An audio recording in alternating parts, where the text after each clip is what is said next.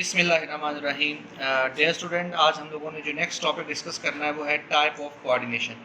आप लोगों ने कहा था कि जब डिफरेंट बॉडी के पार्ट्स को आपस में कोऑर्डिनेटेड करते हैं तो हम कह देते हैं कि वो हमारे पास क्या होता है, कोऑर्डिनेशन होता है। कोऑर्डिनेशन दो तरह की होती है, एक CNS पर चलने वाली नर्वस सिस्टम पर, सेंट्रल नर्वस सिस्टम पर करने वाली नर्वस कोऑर्डिनेशन होती है।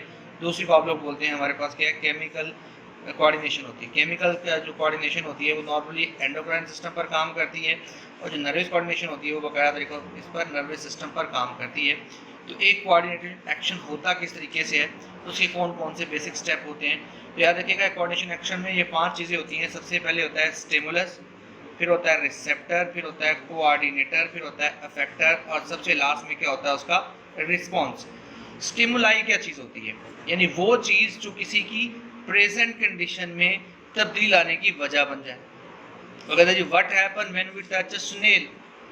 स्नेल को टच करोगे तो वो क्या करेगा। जब हम लोग देखते हैं कि जो सनफ्लावर, सूरजमुखी का जो फूल होता है वो क्या होता है, वो मूविंग करता है हमेशा टुवर्ड द सन। वही what could be the reason for the all this, इस सारे की क्या वजह है। जब स्नेल को टच करते हैं तो वो रुक जाता है। सनफ्लावर जो होता है वो सन के हिसाब से क्या करता है, अपने आप को मूव करवाता है उस तरफ जाके। ठीक है जी। अब हमारे पास क्या एक्चुअली क्या है, इसमें जो टच है, जो लाइट है, ये वो फैक्टर हैं जो उसके अंदर खास किस्म का रिस्पॉन्स पैदा करने की वजह बनते हैं लिविंग ऑर्गेनिजम्स के अंदर। अब यही चीज़ आप समझ लें, टच है, लाइट है, ये उसके लिए क्या है, हमारे पास स्टिमुलस है या स्टिमुलाइज है। The factors are called stimuli. We can define stimuli as any change in environment, external and internal, which can क्या करे, जो प्रोवोक कर दे, तब्दीली की वजह बन जाए, रिस्पॉन्ड इन एन ऑर्गेनिज्म, उसके अगेंस्ट क्या करे, हमारे पास एक ऑर्गेनिज्म अपने आप को रिस्पॉन्ड करे, तो आप कह देते हैं वो चीज़ हमारे पास क्या है, स्टिमुलाई है। फॉर एग्जाम्पल स्टिमुलाई है जैसा कि हीट है, आप जो सर्दियों में हीट के करीब आते हैं, गर्मियों में हीट से दूर जाते हैं। इस तरह से कोल्ड है, आप सर्दियों में कोल्ड से डरते हैं और गर्मियों में कहते हैं कि आपके पास कोल्ड होना चाहिए। प्रेशर है, साउंड वेव्स हैं, ये सारा प्रिंसेस ऑफ केमिकल है, बदबू से दूर भागते हैं, खुशबू के पास जाते हैं। माइक्रोबियल इन्फेक्शन, ये सारी चीज़ें हमारे पास के हमारी बॉडी के अंदर डिफरेंट किस्म के यूज़ होने वाले स्टिमुलाई हैं। अब स्टिमुलाई से इंफॉर्मेशन CNS का रिसीव करेगा, जिसे कहते हैं रिसेप्टर्स। रिसेप्टर समझ लें आपके पास क्या है, बेसिकली पार्ट्स बन जाते हैं जो हम लोग कह देते हैं कि हमारी बॉडी के वो हिस्से हैं, जैसे हमारे पास नाक है, जैसे हमारे पास कान है, आँखें हैं, ये सारे रिसेप्टर्स हैं जो हमारे पास क्या करते हैं, उस इंफॉर्मेशन को हमारे पास फर्स्ट करेंगे। हमारे पास जो स्टिमुलस है वो एक साउंड है, साउंड को आप क्या करेंगे, एयर्स की मदद से साउंड वेव्स को रिसीव करेंगे। और हमारे पास लाइट, अगर हमारे पास स्टिमुलस है तो वो आई से डिटेक्ट होगी। अगर केमिकल कोई स्टिमुलस है तो हम उसे नोज से क्या करेंगे, डिटेक्ट करेंगे, और इन्फॉर्मेशन कॉपी करेंगे, हमारे पास कहाँ भेजेंगे, अपने कोऑर्डिनेटर की तरफ। तो हम कह सकते हैं कि हमारे पास रिसेप्टर के बाद नेक्स्ट चीज़ होगी coordinator. These are the organs that receive information from the receptor and send message to a particular, खास किस्म के हमारे पास क्या ऑर्गन, खास प्रॉपर फंक्शनिंग के लिए। यानी आप समझ लें कोऑर्डिनेटर में दो चीज़ें हैं आपकी, एक आपका ब्रेन है, दूसरा आपके पास स्पाइनल कॉर्ड है। तो सबसे पहले जो ब्रेन के पास इंफॉर्मेशन पहुंचनी है वो स्पाइनल कॉर्ड से होकर पहुंचेगी।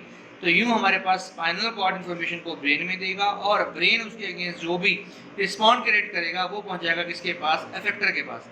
अब याद रखिएगा जी, हमारे पास केमिकल कोऑर्डिनेशन में ब्रेन और स्पाइनल कॉर्ड होते हैं, जबकि याद रखिएगा अपना इसमें नर्वस कोऑर्डिनेशन में होते हैं ब्रेन और स्पाइनल कॉर्ड। जबकि जो हमारे पास केमिकल कोऑर्डिनेशन होती है उसमें क्या होते हैं, बहुत सारे एंडोक्राइन ग्लैंड्स होते हैं जो ये रोल प्ले करते हैं कोऑर्डिनेटर्स का। दे रिसीव, यानी क्या करते हैं वो, ग्लैंड्स क्या करते हैं, information in the form of various chemical and send message by the secreting particular hormone in blood. तो क्या होता है, वो ब्लड के अंदर पार्टिकुलर हार्मोन जो है वो क्या करता है, उसके अंदर खारिज करके उसके साथ क्या सेटअप को पूरा मुकम्मल करता है। तो हम कह देते हैं कि हमारे पास ये एक तरह का क्या है कि एंडोक्राइन ग्लैंड जो है वो केमिकल कोऑर्डिनेशन के लिए हैं, ब्रेन और स्पाइनल कॉर्ड जो है वो किसके लिए हैं, हमारे पास हमारे सेंट्रल नर्वस सिस्टम के लिए, CNS के लिए, वो हमारा पूरे नर्वस सिस्टम के लिए। अब रिसेप्टर से इंफॉर्मेशन कोऑर्डिनेटर को पहुंची है, कोऑर्डिनेटर आपकी बॉडी के अफेक्टर को रिस्पॉन्ड करेगा। अब जाहिर बात है, जैसे मैंने बताया दोनों तरह के सिस्टम है, केमिकल कोऑर्डिनेशन भी है और आपके पास क्या है, नर्वस कोऑर्डिनेशन भी है।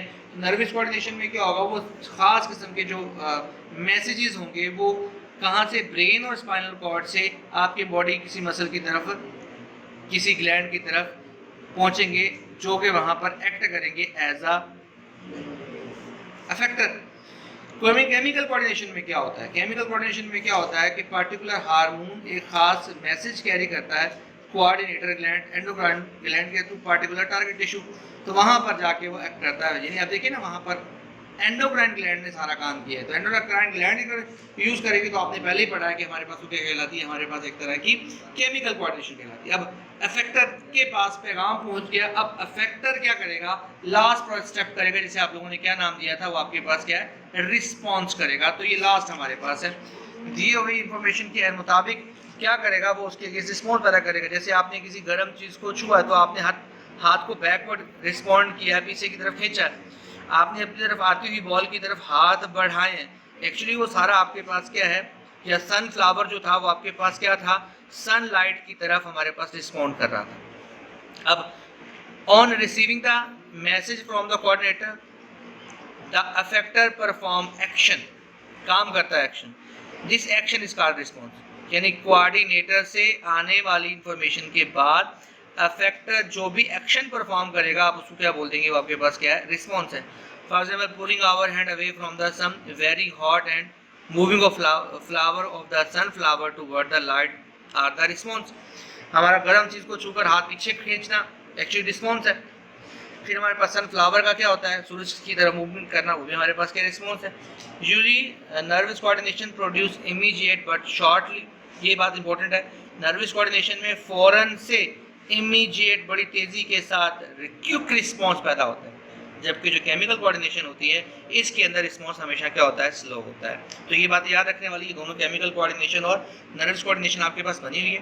केमिकल कोऑर्डिनेशन जो अपनी जगह पर है उसकी इंपॉर्टेंस है, उसमें हमारे पास स्टिमुलस सेंस ऑर्गन है, यहाँ पर बॉडी पार्ट है, यहाँ पर हमारे पास ब्रेन स्पाइनल कॉर्ड है, यहाँ पर एंडोक्राइन ग्लैंड है, इस तरह से ये हमारे पास क्या है, न्यूरॉन्स हैं, यहाँ पर ब्लड और केमिकल इसको काम करते हैं।